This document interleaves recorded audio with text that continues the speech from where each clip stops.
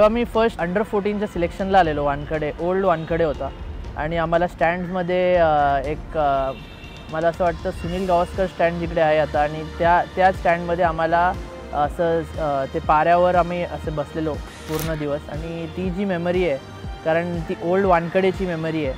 तिकडे मला खेळायला भेटलं नाही कारण मी खूप लहान होतो. पण अंडर 14च्या सिलेक्शनला मी एकदा आलेलो तिकडे. फर्स्ट टाईम वानखडे स्टेडियम म्हणजे जिकडे एवढे मोठे प्लेयर्स खेळून गेलेत आणि खेळतात, तिकडे मला पहिल्यांदा संधी भेटलेली की ग्राउंडवर जायची. तर ग्रास मला जे गवत होतं ते पण मला खूप असं वेगळं वाटत होतं, कारण एक इंटरनॅशनल स्टेडियम होतं वानखडे आणि तिकडे गवत पण मला वेगळं वाटत होतं आणि खूप आनंद वाटलं. आईबरोबर गेलेलो, तर ती मेमरी मला माझ्यासोबत आहे.